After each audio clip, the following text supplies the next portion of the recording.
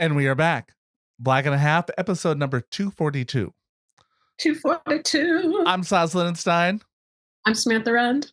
And while this is the longest running comedy podcast in Seattle, probably, we have talked about taking a little variant direction in this.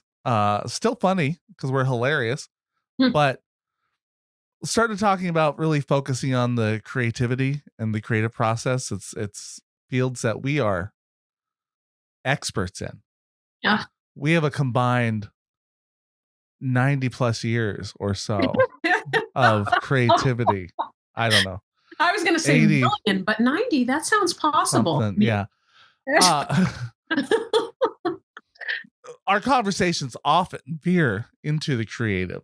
And so it might just be a good opportunity for people to find us more if we focus on that. So today we kind of discuss how to be creative when life is lifing. And, you're just too busy. And what do you do? And recent things that we've been through in trying to be creative while life has been lifing us hard. So we chat about that. Lifed me right in the kisser. I don't know. That sounds like that could either been really good or really bad. Well, I think anytime you say life is life to, people are like, oh yeah. Nobody's thinking like, oh yeah, it's been great. Things are going great. Just been lifing, adulting. It's like saying that I have just been adulting, and nobody says, oh great, you've been having fun. No. Life and adulting is not fun. It is, though. If That's you think true. About the alternative, right? Yeah. Right? Like it could be. Because it'd be. Because at least we're able to, Right.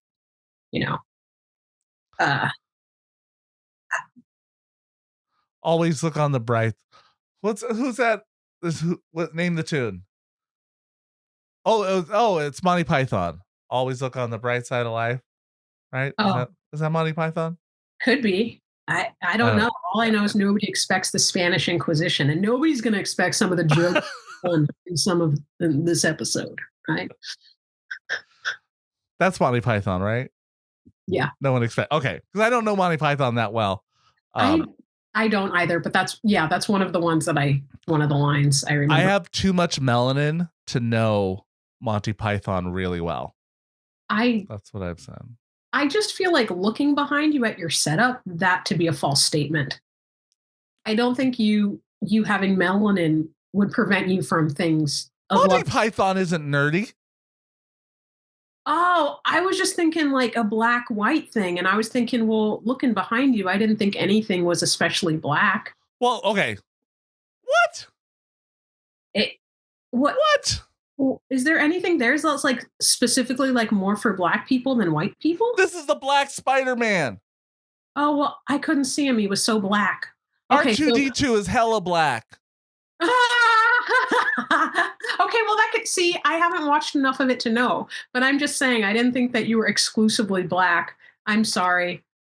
Well, I'm not exclusively. I'm sorry. Clearly, I'm the half right now. Clearly, I'm the half, and I wasn't exclusively, but I wasn't understanding your. I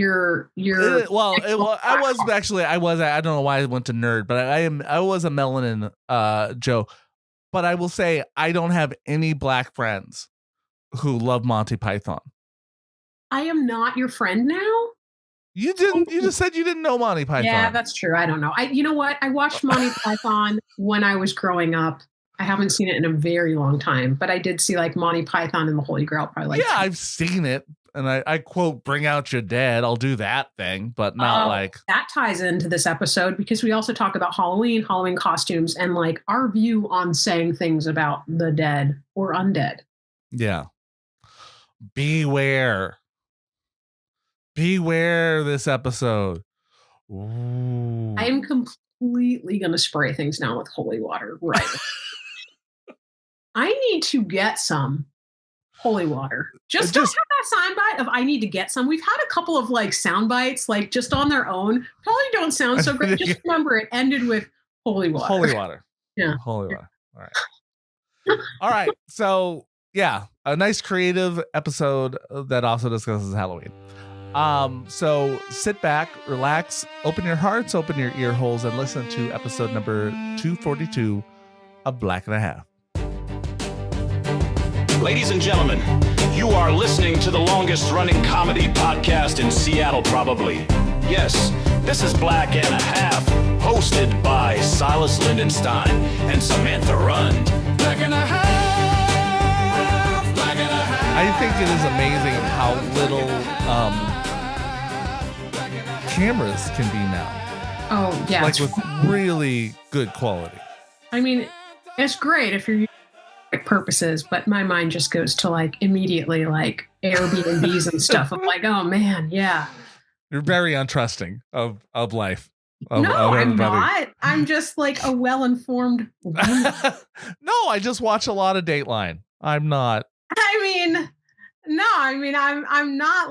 I'm not like very untrusting of life. I'm just also kind of realistic about like, there are a lot of creeps out there. And yeah, creeps are gonna creep. Like that is actually like a really big issue though. Do you know what I mean? Did you know that? Like Airbnb's video recording? That's like a huge issue. Really? Mm-hmm. Yeah. Oh. Yeah. No, that's why, because I saw it was like it popped up in I think I heard something about it like years ago, but I'd gone to an Airbnb like twice anyway, so it's not like I was going all the time anyway, but I'd heard about it after. And then it wound up popping up in my YouTube feed at some point, and I just watched this whole thing on it. I guess I wonder, is it a huge issue, or is it okay? Yeah, like how huge is like the percentage issue? wise? Is it like one in a actually 1 in 100,000, or I wonder which the YouTube video is. Because they'll say like things that are rampant. Like I think we've talked about how we as humans tend to look at percentages really weird.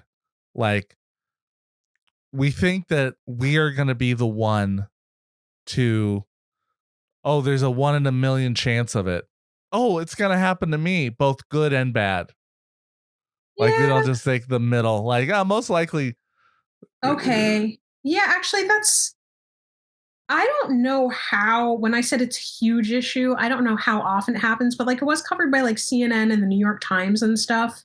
Cause I know I watch it by like a credible source, but then they also had somebody who they were like testing it out. It might've been a related video after I saw the first one. And then somebody else was like testing out, and they hid like, I think like 10 cameras in the room or something, and had somebody who was actively looking for them.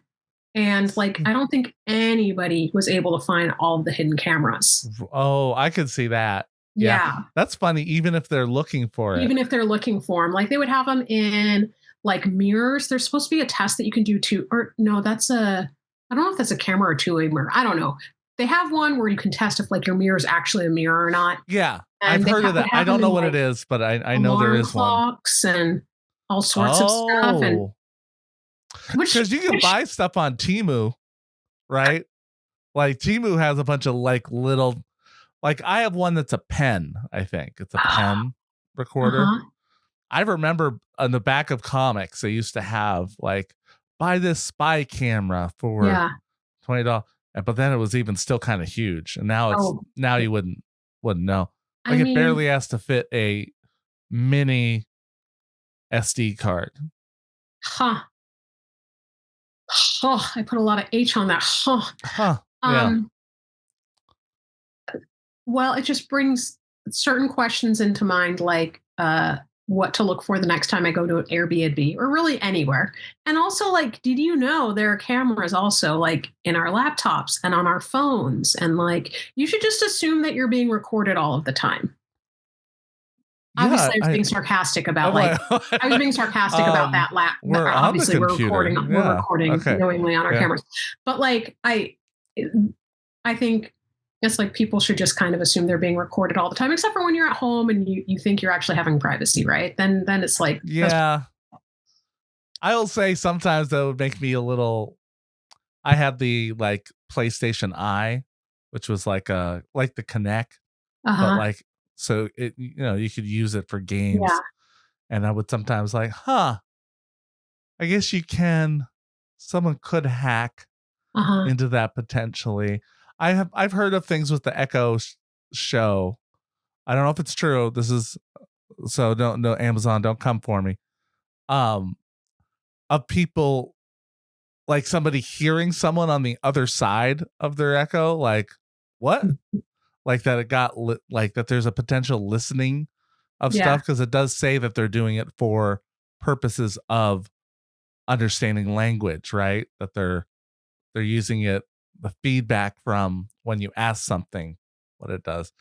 So yeah, I could definitely see why someone would make like a Twilight Zone or Outer Limits episode, right? Where it's about how they're secretly everywhere and you didn't realize it. I mean, just the other day I saw like an animatronic bird that just was like blinking at that. No, I didn't. But that's a conspiracy, right? Is whenever I go check it, It's a conspiracy theory, right? Oh, is it? That birds aren't real.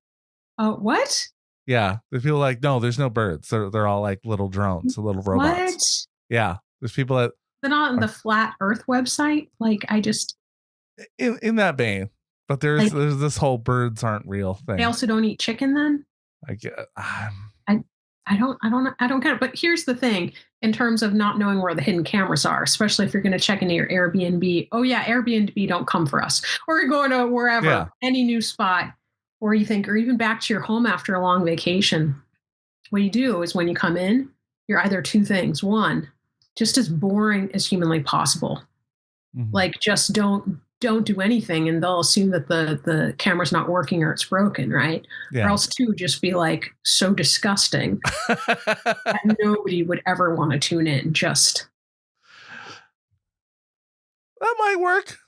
That might have the opposite effect. It'd probably be safer to just be boring. There's somebody for everything. Some people are like, yay, gross. Disgusting. Like boring. Nobody has the attention span for that anymore. No. Oh, what am I gonna read? Oh. So anyway, Samantha, we were talking about the difficulty of being creative when life is there. Mm-hmm. Life is happening. Life, how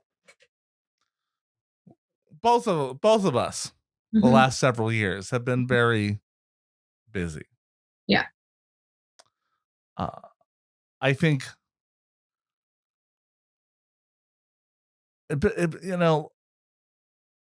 are there things that you are doing right now? Like how do you keep it? Because I think you have a little more insulation than I do for it.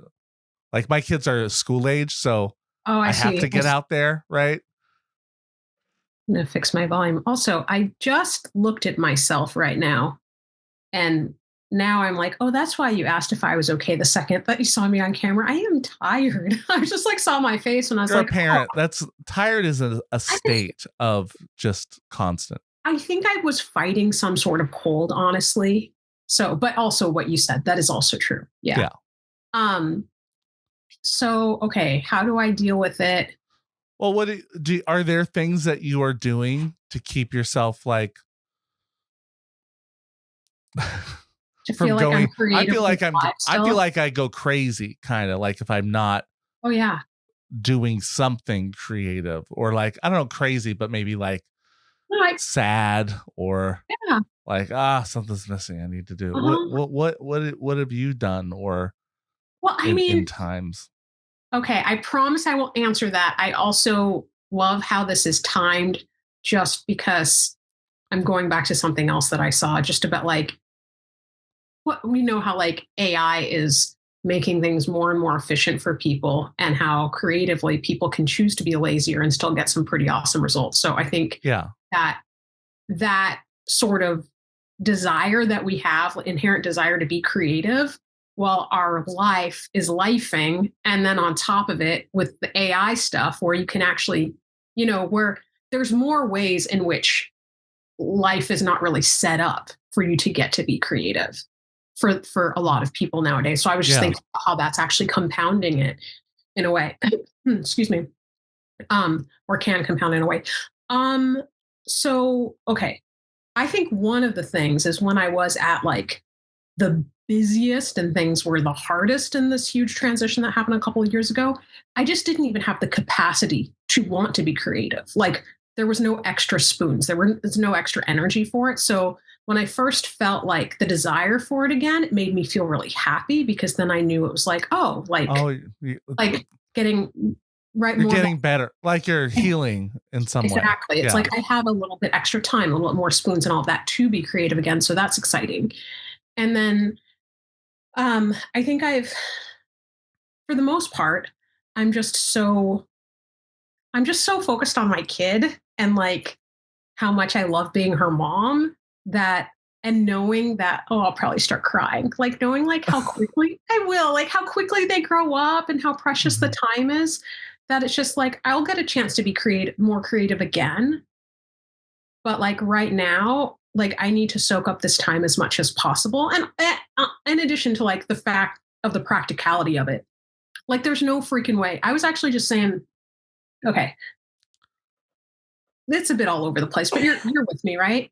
Like somebody actually, it was so sweet because I do post some of these funny videos sometimes in home tours, and I have to say that like getting to be creative, making videos and editing and or coming up with concepts to film, that really helps. That helps feed my soul. Like it helps make me feel like it does. I'm like, I'm being creative again. I'm using my skills, and even if it's not like the movies I wanted to be doing, it's still something, But somebody said, actually, a lender that I was talking to, she was like, I saw you pop up on the TV, I thought, or at least it was somebody who really looked like you. Were you on Saturday Night Live? And I was like, oh, that's the kindest thing ever. Like from your lips to God's ears. And then I was talking about it with a really good friend of mine and realizing that like right now, I totally wouldn't give up my time with my kid right now to do that. Not like they're asking me. They're not asking me. Like a couple of years ago, 1,000,000% I'd be there. And then who knows, maybe like when she's older, if for some reason. So I suppose the biggest takeaways from all that I've said so far is a ton of acceptance about like what season of life I'm in right now, being super clear on what my priorities are, and then knowing that like I'll always be a creative, and I'm choosing to do it in ways that support my life priorities and not in the fashion where I was just like giving up so much of life. Now, are you able to be creative with when I say be creative, is there a certain level of creativity that you jump to in your head? Like, are you thinking, oh, a stage. Like I need a stage to be creative. I need a stage. Cause I think for a while I did require more of an element of a big thing happening for me to consider it creative. And I think like, in the last 6 months, just with my wife's health and being home, and I found playing the guitar, an instrument, being a creative outlet, that I was surprised how satisfying that would be, despite not having the audience for the first time. Like I don't have an audience, and we're live, so we can watch it. Do it next time on the podcast. Yeah. Okay. I just learning something, learning, and I still don't know how, like when I do doing a cover song, essentially, I'm just playing in my house. It's not like I'm covering it really, but it's not my words. So I don't know as much as a song like, oh, I'm connecting. Oh, I love this song. Oh, I'm really feeling the song right now. When I'm trying to learn it, I'm more like focused on, okay, how do I get from the G to the E minor here? Like, I'm not really thinking about, I'm not feeling the song. And I could see how people could feel a song if they wrote it, but I don't know that I can feel a song listening to it, but I don't know if I feel a song doing someone else's work. I I just don't know if I do. would suspect, I don't know, but I would suspect that when you're further along in your skills, Yeah.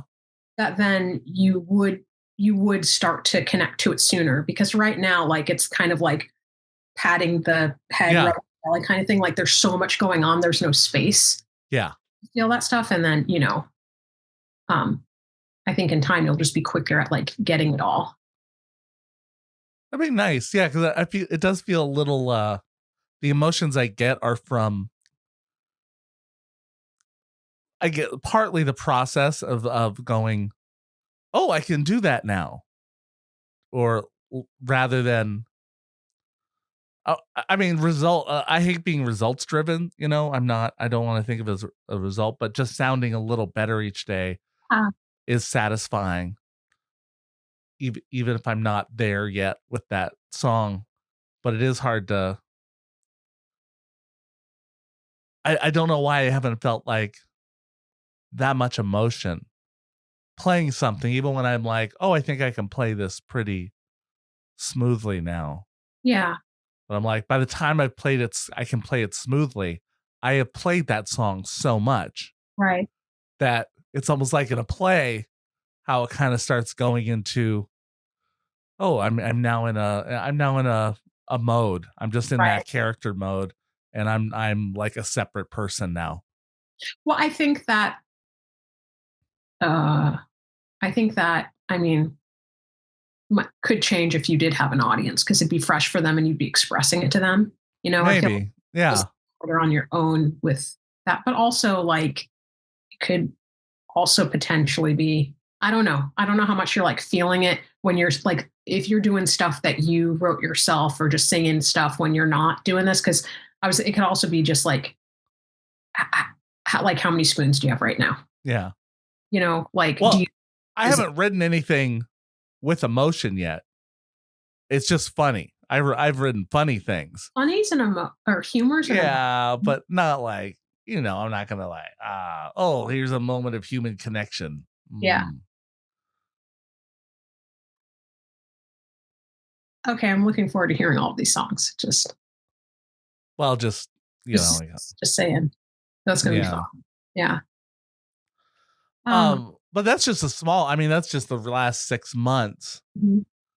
I would crave like I think most of it started like pandemic has really got me isolated from creativity for probably a lot of people. But like I I started doing things with my kids a little bit, or I did real estate commercials just to try to I got to do something. Right. Yeah. I feel you. Hmm. Do you do improv with your kid?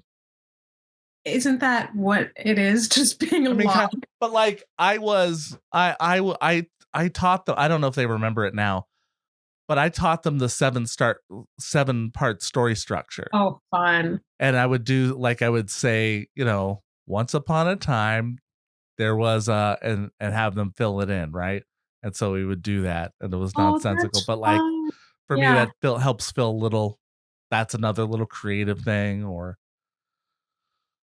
um definitely music has hit a lot more with the kids, I guess. Yeah. I Um do feel that also music has been helping me when I feel like, if it feels like, oh, I miss that part of me that just, I mean, I do and I don't. I don't know if that makes sense. Like I miss I miss making the art. I miss doing the stuff, but I don't miss the pressure I put on myself. mm, I don't miss the feeling of like it has to be in order to like really live. It's like, no, like I'm really living, and this is something that I also love to do, Like but yeah.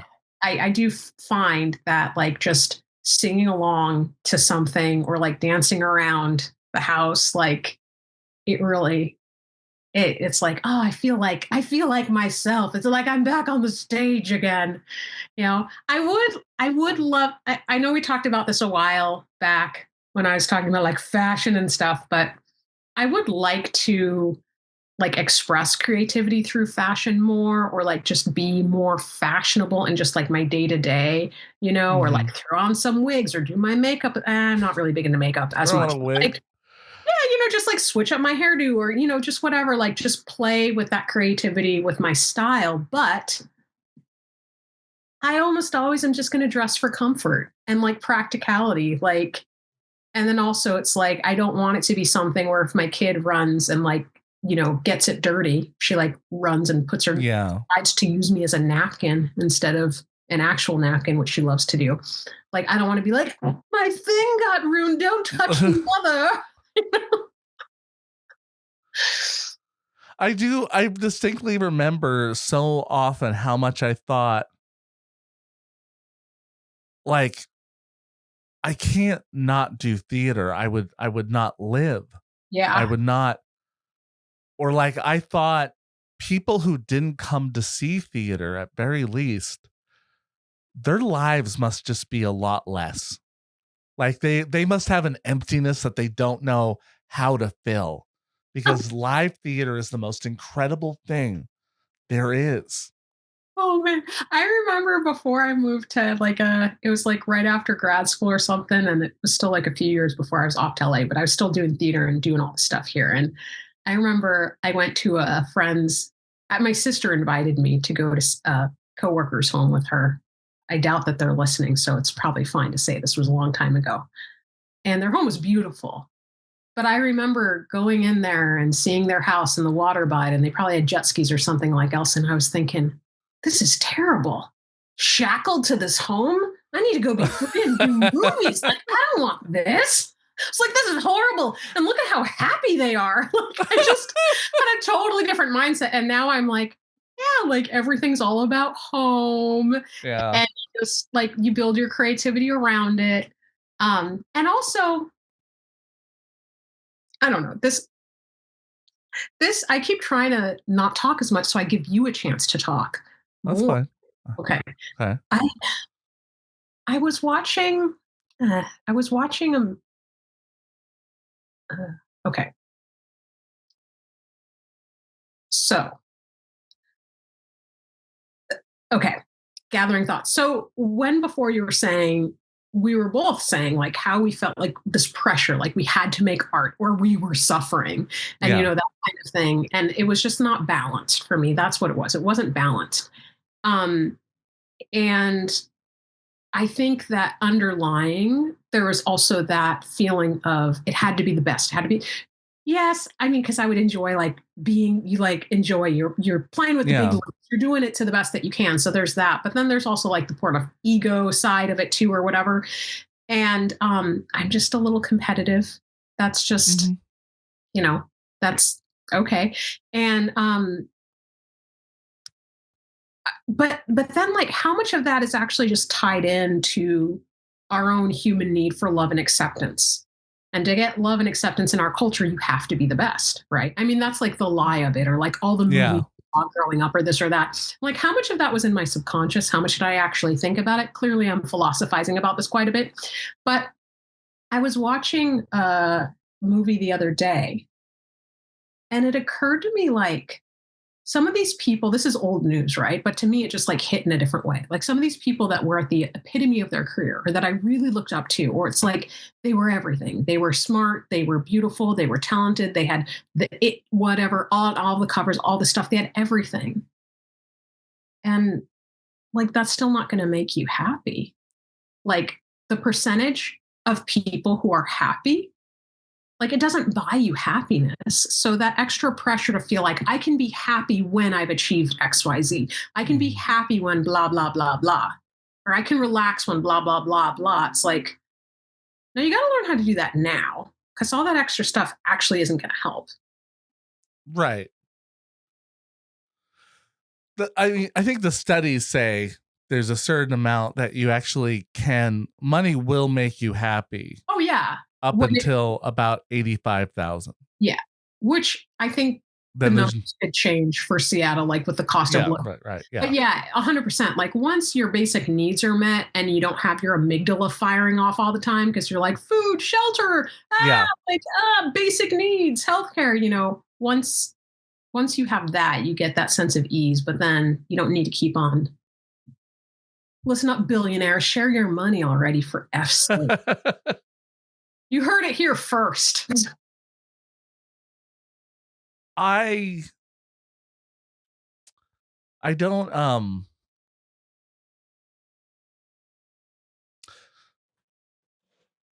kind of lost my thought a little bit, but I had something on the tip of my tongue. That's okay, because I will say something else. Okay. I will say something more. Go ahead. No, it's just to also just be clear, which you probably know, but for the listeners who don't know me as well, you do. Like, it's not to say that I was doing any of those things consciously thinking, I have to like win my Oscar, so I'm worthy of love. Like, that's not at all how I felt.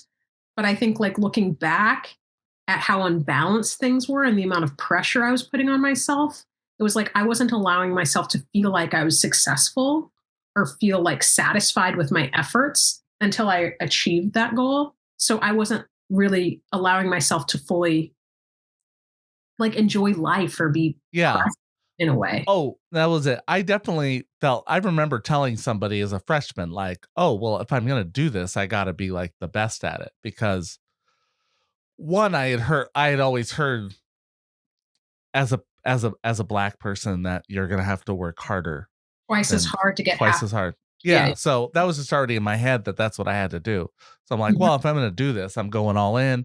Yep. I'm going to learn it. Yeah. Perfectionist, maybe, whatever. I just I have to be extra good to get something. And I think it's still like,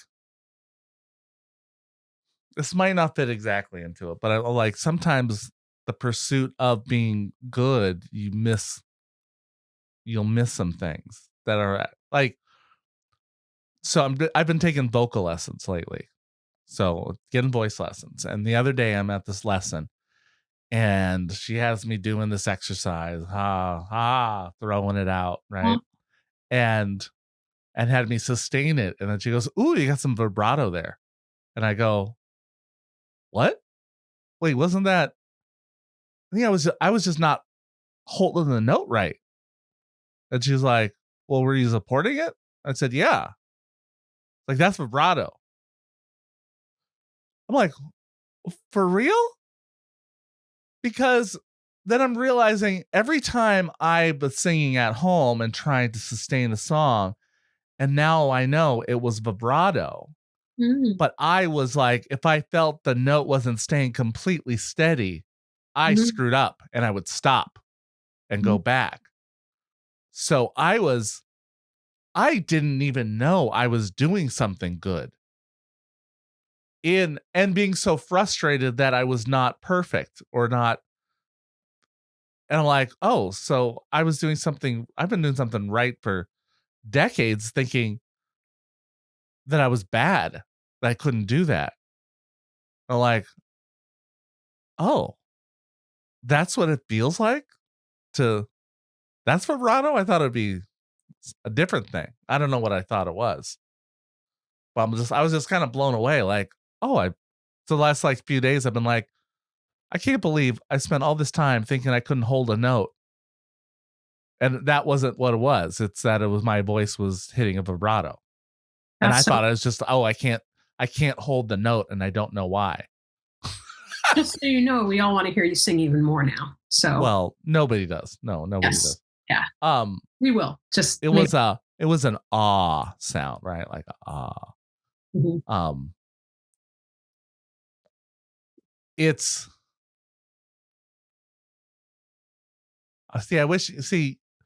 you feel comfortable singing. More than the average person.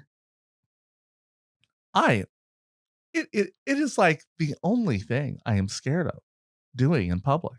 That's so lucky. There's so many things I wouldn't do in public. Well, there's things I wouldn't do when I'm scared of. I mean, unreasonable things, right? I mean, it's the performance. I can get up on stage to do almost everything without nerves now.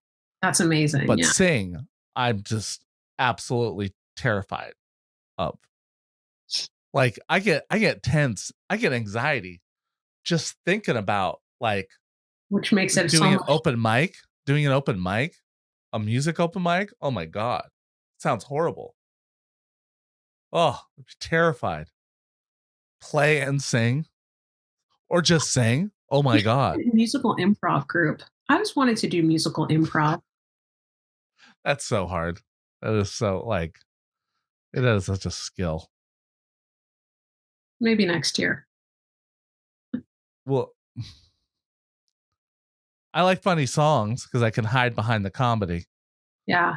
And I go like, oh, I'm not even trying to sound good. I'm just. Well, I find it sometimes easier to sound better when I'm making fun of something because that's the thing. It's like I feel like, at least for me, and I would assume for you too, like some of my favorite singers, it's like the feeling of this like reckless abandon they have where it's like they are 100%. It's almost like they're just one giant cell or something, like like this open channel of the universe or something. Like Yeah. you just feel everything, and that only comes from this incredible ability to like, it's like they relax everything but they're so supported. So like it's not like a beginner relaxation. Well, it's like a baby relaxation, really, like babies when like babies' voices, they're so powerful, but no, they're not going to go on pitch, but there's like completely unencumbered, And I find it so much easier to do that when I'm just joking around than when it's like, I've got this song that I'm doing and I need to get that note, so I could relate to that sense where you're saying you're like trying to get it perfect and um, and I would love to be able to get to like, to that next level of just that like total reckless abandon when singing, not driving. Like rock band, like doing like in a rock band, kind of reckless. Like, I don't have the voice for a rock band, but a band is more reckless than like a musical, right? Yeah. I Like said that once to my family a couple of years back. I was like, Ma, I think maybe I'm gonna audition for a band, and like they just laughed at me. They thought it was so funny imagining me in a band. But are you? Yeah, actually, you know what? Well, it kind of depends on the band, right? Like, I mean, maybe rock isn't your thing, but you could certainly do. I'm sure you could do blues, soul, kind of. Yeah,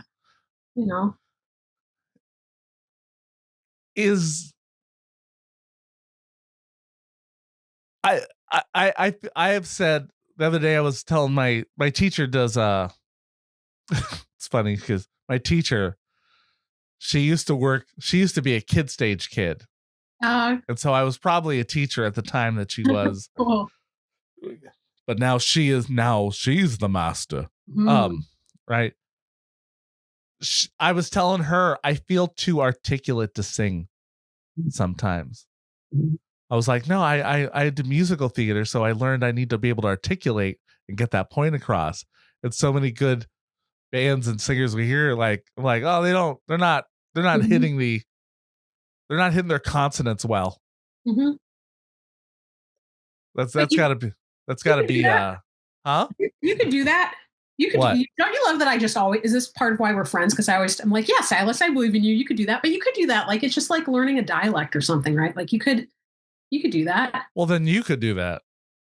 Yeah, eventually. I mean, like I'd need to practice. Right. Like, here's the thing I was thinking, like, really, I would, if I could, I mean, there's, it's like the spectrum of singers or something, right? Like I'd love to do, man, now I'm forgetting some of the others. But when you said rock, when you were saying rock band, I'm like, yeah, like I'd love to be able to do a rendition of like Welcome to the Jungle and like just really like scream one out on there. And I don't know that I can.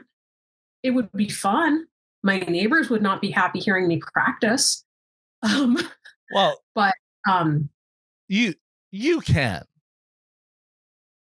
Right? I mean, it's not going to sound like homeboy, right? No, not like homeboy. But that was what was so unique about him too. Right. Oh, and that's the other thing that I'd love to get to the point of being able to do. It's like having your unique sound. Yeah. You know what? A few weeks ago, I was playing something. I was singing Fast Car, right? Mm-hmm. And I thought oh, whoa, did I just hit my sound? Was that like, I thought I touched on it for a second where it felt like it was myself singing rather than just imitating. I'm like, oh, it was just like it was like 5 seconds, right? But I was like, oh, is that it? Mm-hmm. What would my rendition, what would my guitar teacher talks about like, he's like, yeah, but you can do anything you want. And eventually, maybe there'll be a Silas style of finger picking on a guitar. And I'm like, oh, that's crazy to even think about like that. Yeah. Here's how you should do it. Here's how the success. A lot of people have success with this, but if it works for you, just do it that way. Mm-hmm. Yeah. This has become more about my guitar playing and less about finding creativity. Great way to be creative. I'm trying to think of what I would do. I think what I do like about a guitar, though, is that it sits right there and I can sit down and just be creative with it. Yeah. But do you, I don't know how sometimes to find space to do other things like write. I'm like, oh, especially with this little, junky box that I got, this iPhone where I'm like, oh, I could play solitaire though. Yeah. I mean, I think it's just a balance, right? It's a balance of deep breath. That's it. It's just a balance. Like it's good to be alive and be a person who has a lot of interests, who wants to do a lot of things. And I think there was a point in time where I thought did we talk about this on a podcast? I don't remember. Like if I could clone myself to 20 of me, I don't want to, because that's a scary thought. Like people don't do clones. But the thing that would be cool is like, then I could do like all the different things that I want to do. Like I could like report back to myself, like, hey, we got our degree in this. Hey, we're going to sing there. We're doing this. Like I could do all the things I wanted to do. But obviously but it still wouldn't be you, because it would be your clone. It's a fantasy thing that I don't really think of really, but it's it's like the realization that there's not enough time to do every single thing, and to then instead just be glad that I'm glad that I've like a joie de vivre, like there's a lot of interest, and just kind of being a bit more realistic in a way of what I get to do, that it went wow. So it's just coming back to that acceptance again. And I think mostly now, since the whole life is lifing and there's only so much time in the day and we have our priorities and blah, blah, blah, it's the creative mindset that I find to be most helpful. Although I for sure I'm going to sing and dance today after our podcast, like 100%. I will. Last podcast we have, I was like practicing feeling good for a while. And I was just like, if I just knew it well enough to do it in my own key, or I could accompany myself, because it's just not quite where for my voice where I need it to sit. Yeah. The karaoke versions. But anyway, what was I even going off about? Like, the importance of the creative mindset. Yeah. Well, I've done it. A way that I think I brought creativity into everyday life is like Halloween, right? Like my front yard, like I have a wild Halloween thing that I do for Halloween night and leading up to it. But that is kind of like that's something I can do with kids around still. I mean, I modify it to a degree, but I get music going with it and the lighting effects, and it shows my theatrical whimsy clearly. I like on Halloween. Yeah. And I think Halloween. I used to always be like, I don't do anything Halloween because I scare kids on Halloween. That's what I do. I'm going to do that. That's what I do. That's my plan. The longer I have been out of doing regular creative work, the more important Halloween has become to me. 100%. Do you know I have never 100%. Willow is 9 years old. This is her 9th Halloween. Wow. I have never gone trick-or-treating with her. Or Finn. And I don't even care. Because I stay home to scare other children. Well, they have so much fun at home on Halloween. Well, no, they go off with neighbors or my wife. My wife goes out. They go trick-or-treating. Oh my gosh. And I stay home to give. But part of my thing is like, well, someone has to stay home to give out candy. And so many of our neighbors are like, well, I got to go out. Both parents feel they have to go out with their kid. And so then, oh, great. So now there's like 6 empty houses here. And I'm the only one with candy. Like, there is a sacrifice that must be made on Halloween. Someone needs to stay home to hand out candy to the other neighbors that are coming around. I'm glad that you followed that up, because just the soundbite of there needs to be a sacrifice on Halloween. There does. I mean, that is. It's a time sacrifice.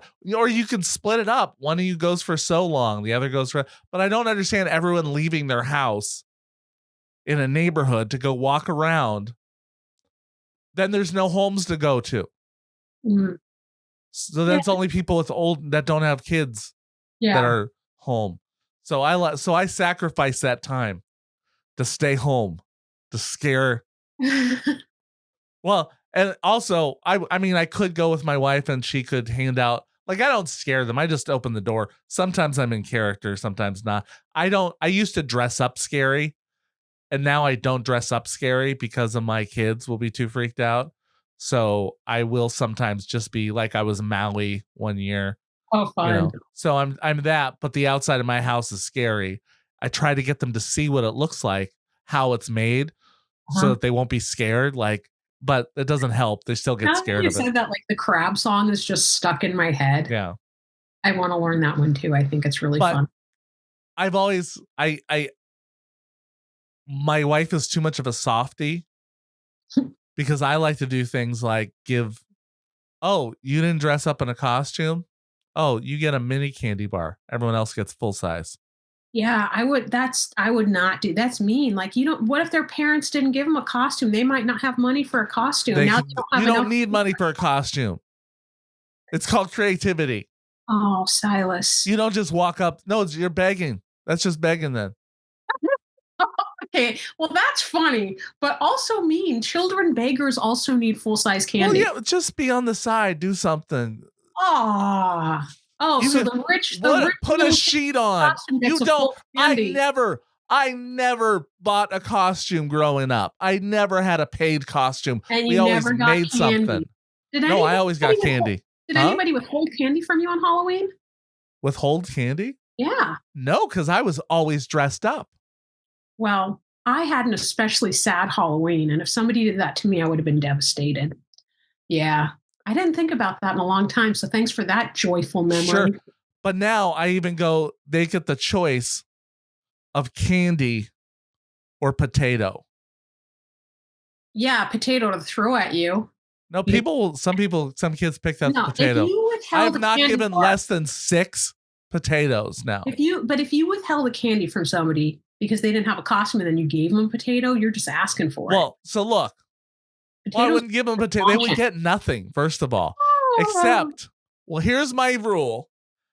They do get something coming to mind. Yeah, cold heart. No, they could get a mini one because they have earned candy by just coming.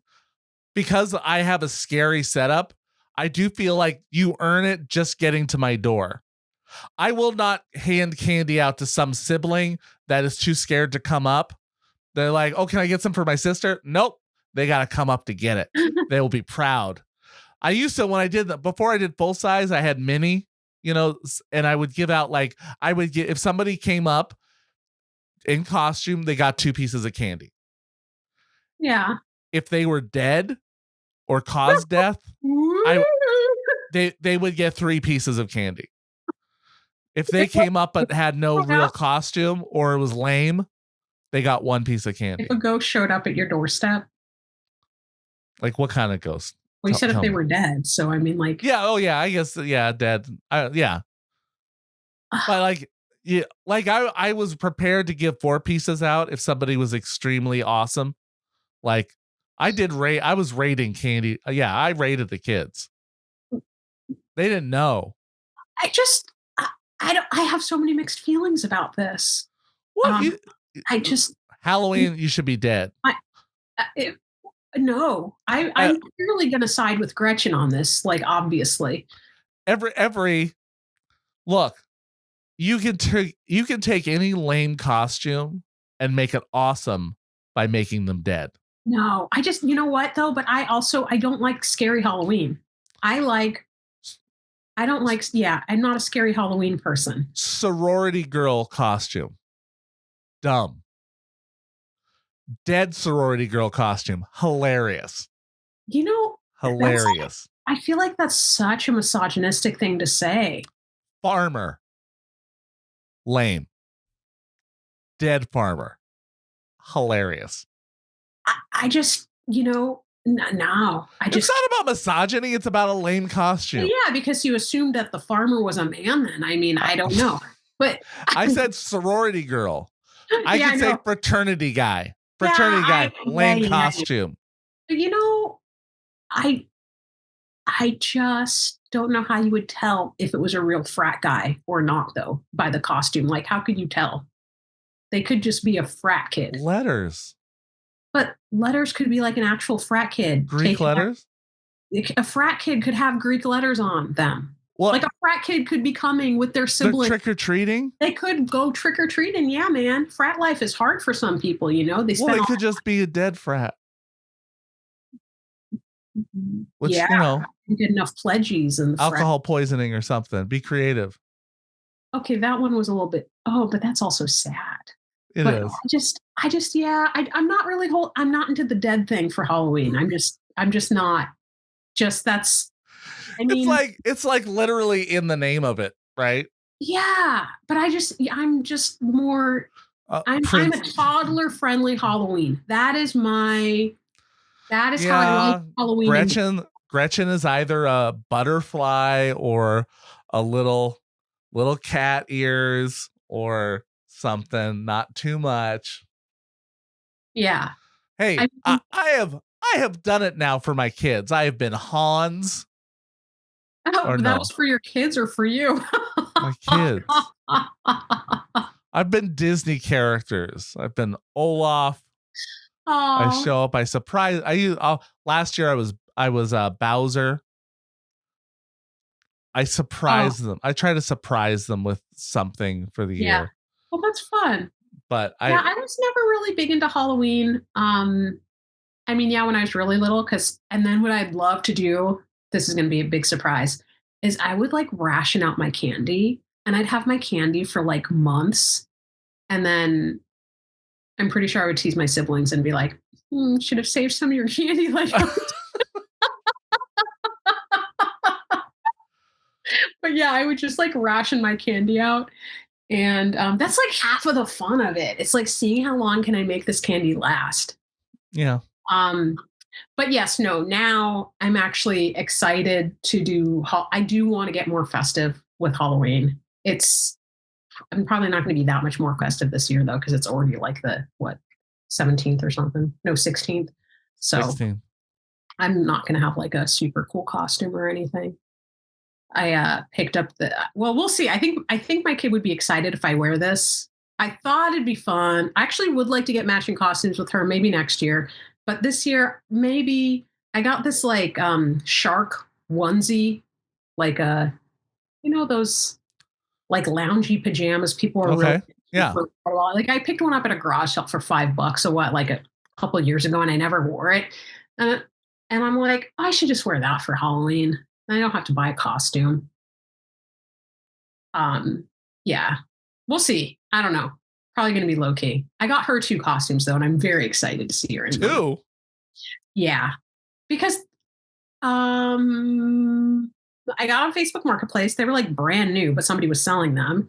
And then they were selling for 25. But of course, I was like, I'm not going to ask for face value because we know I like to negotiate. So I asked if they would accept 20. And fortunately, they did. So now she has 2 awesome costumes. And I wanted to get costumes to match both of hers because they're so cute.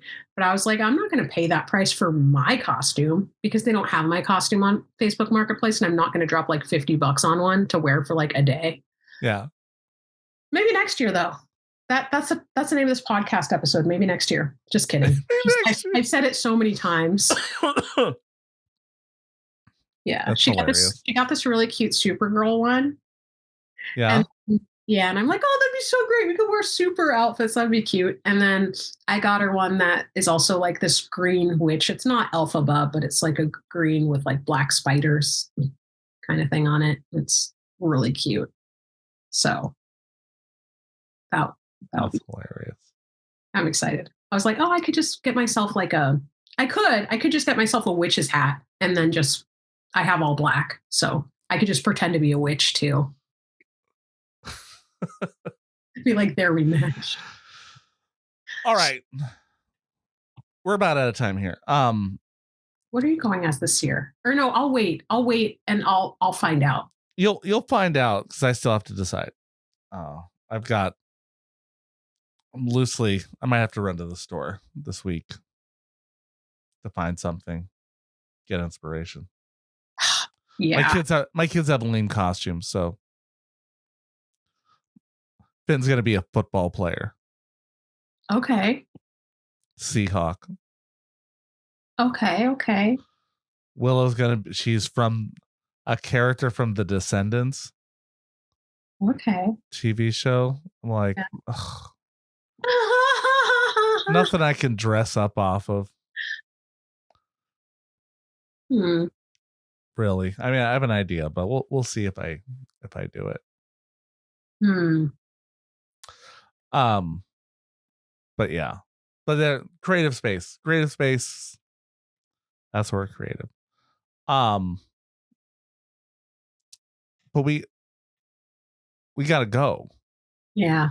Speaking of creativity. I'm just looking for a creative exit. Aren't we all?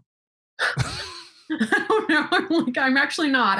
I'm planning to live till like I'm 136 at least. So.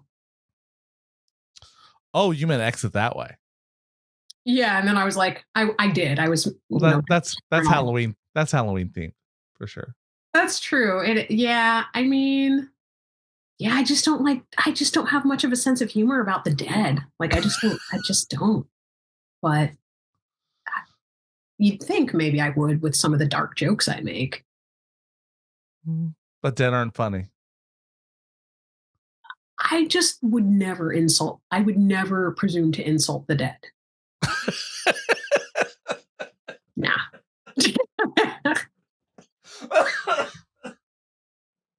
I would never presume. They're very sensitive. And powerful. I'm not looking to ruffle any tombstones, okay? I'm not. All right, Black and a Half. Black and a Half. Ladies and gentlemen, you are listening to the longest running comedy podcast in Seattle, probably. Yes, this is Black and a Half, hosted by Silas Lindenstein and Samantha Rund. Black and a Half, Black and a Half, Black and a Half, Black and a Half. Silas, Samantha.